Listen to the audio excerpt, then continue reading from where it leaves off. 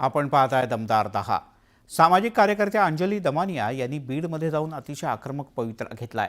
धनंजय मुंडे यांनी राजीनामा द्यावा, त्याशिवाय बीड सोडणार नाही। एवढंच नाही तर जे दोषी आहेत त्यांना ताबडतोब अटक करून शासन व्हावं अशी त्यांची आग्रही मागणी आहे। तसंच दररोज या विषयातलं सत्यशोधन करू आणि सातत्यानं आंदोलन करत राहू असंही त्यांनी म्हटलंय। त्यामुळे जिल्ह्यातलं राजकारण चांगलंच तापलंय। दरम्यान अंजली दमानिया यांनी 3 आरोपींच्या मृत्यूचा केलेला दावा मात्र तपासात फोल ठरलाय।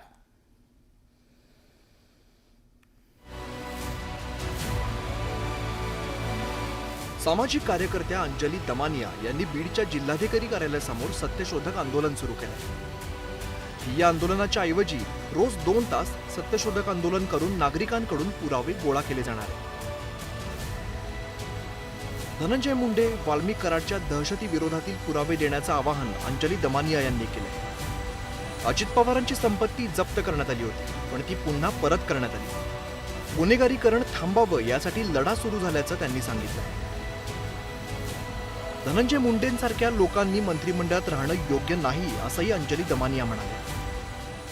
जोपर्यंत धनंजय मुंडेंचा राजीनामा होत नाही, जोपर्यंत वाल्मिकी कराडांना अटक होत नाही आणि 3 आरोपी जे फरार होते, ज्यांची आतापर्यंत काहीच माहिती मिळत नाहीये, त्यांना जोपर्यंत का तर अटक किंवा त्यांच्याबद्दलची माहिती जोपर्यंत जाहीर होत नाही, तोपर्यंत बीड न सोडण्याचा निर्णय मी घेतलाय।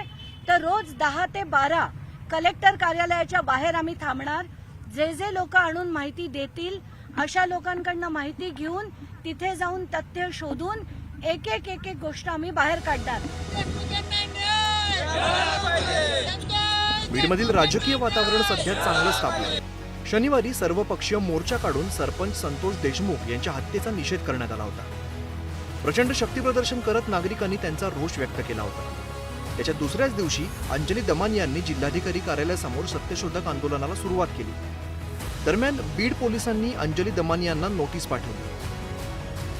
अंजली दमानिया यांनी फरार आरोपीच्या संदर्भात जो मृत्यूचा दावा केलाय त्याचं स्पष्टीकरण देण्याच्या सूचना नोटीसीद्वारे करण्यात आल्या। ज्या मोबाईल नंबरवरून व्हॉइस मेसेज आलेत तो मोबाईल नंबर, व्हॉइस मेसेज, इतर माहिती आणि पुरावे द्यावेत असं नोटीसीमध्ये नमूद करण्यात आलं। अंजली दमानियांच्या आंदोलनावरून राजकारण सुरू झाले। अंजली दमानियांचं आंदोलन राजकीय हेतूनं प्रेरित असल्याचा आरोप सत्ताधाऱ्यांनी केला।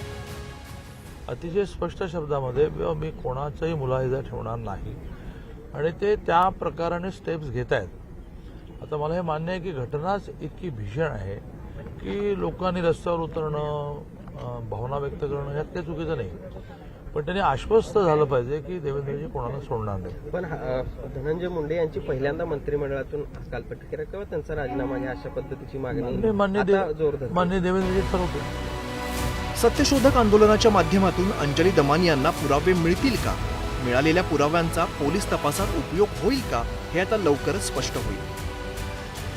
Bureau report, news 18 Lokmat.